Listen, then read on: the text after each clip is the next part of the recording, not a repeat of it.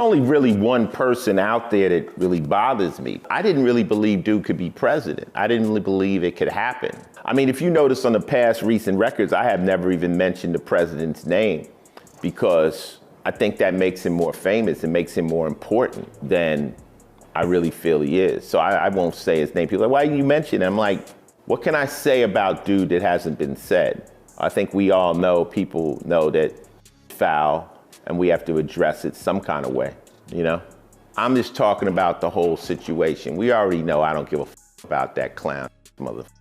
I think what's more scary than him is his followers. I think the people that follow him blindly have a way of brushing off all that he does. And the things he does, if any normal person did one of those things, they'd be out of here. 36 of his boys are in prison. 36 of the people that were involved with him are in prison. That's more people in jail than I got in jail. And I was a career criminal, you know, like.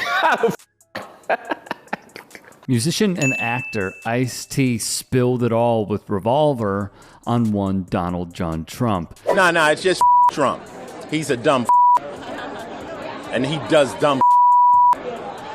Who the what president says about a rapper? What's the matter with him? That's it. You dumb. Go run the country, idiot. And he's been on this train since Trump first came to power in 2016. I would vote for anybody to get the crazy motherfucker out of office, though, honestly. But people always ask me, they say, Ice, man, would you ever get into politics? And my answer is, I got out of crime, you know? 100 years from now, maybe 50 years from now, there'll no longer be a president. There'll be a master computer that'll be making the decisions, and everyone at home will vote through their phones, and whatever the answer to whatever particular problem is, it'll be based on the number of people that vote. That will be what'll happen. The problem is somebody will hack that computer. So here we are. I've never seen a movie of the future where everything looked great. I've never seen a movie where everybody got along. Every movie I've ever seen of the future is post-apocalyptic.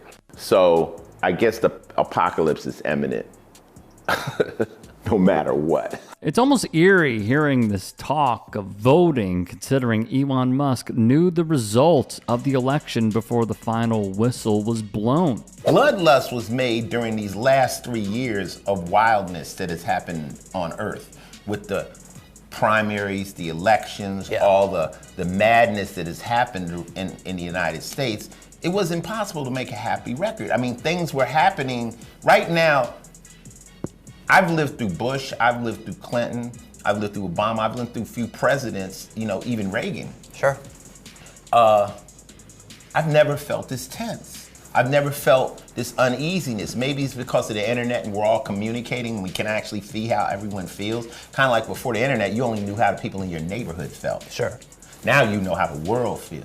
So we really had no options but to talk about those issues, or we would make an album that would be so off target, people would say, Ice, what world are you living in? And I try to hit all the different ways humans kill or hurt themselves, whether you're the serial killer, whether you're the robber, whether you're the politician. Ditto with how he discusses presidents of years past compared to today. I think that his gangster is ridiculous. Yeah. He's got a set of balls on him.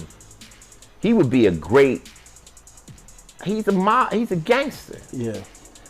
First thing a gangster, my man sitting here, Costas, we play gangsters our whole life. The first thing a gangster asks for is loyalty. Right. Just loyalty. The rules, loyalty. That's gangster. Yeah. I want you to be loyal. If I decide I'm gonna kill this motherfucker, nobody blinks. That's some gangster. That's not normal politician. Mm-hmm. So he's on, the motherfucker said he could kill somebody on Fifth Avenue. Mm-hmm. What the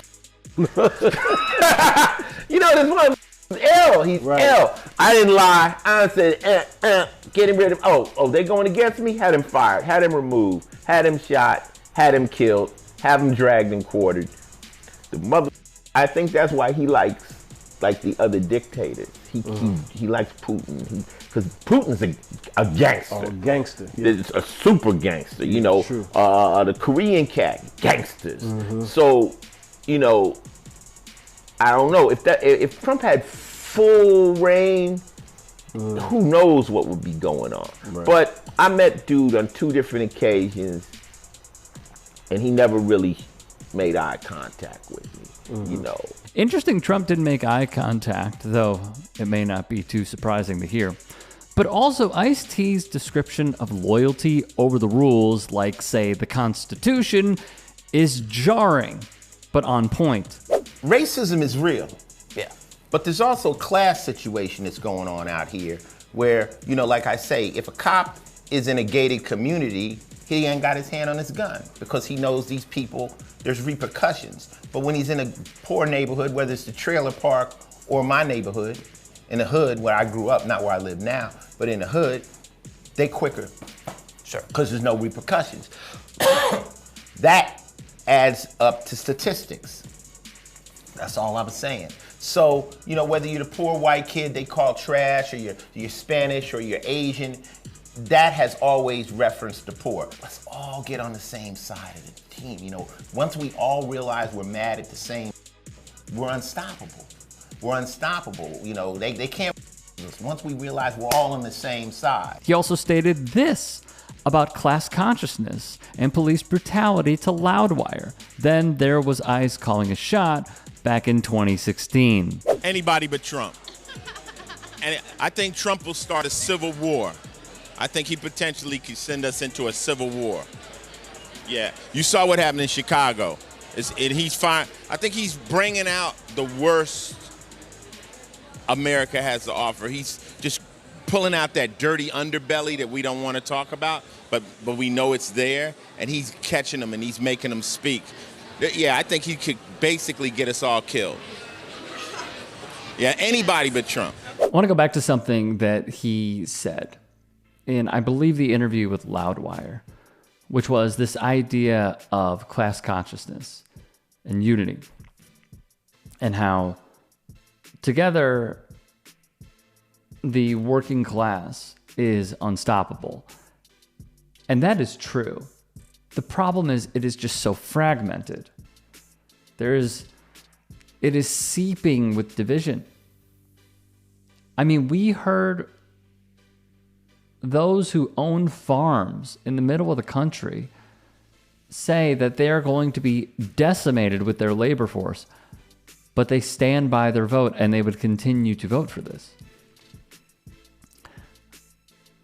As the working population of where you are is shrinking, you are going to get crushed, but they're still voting for it. He is right, though.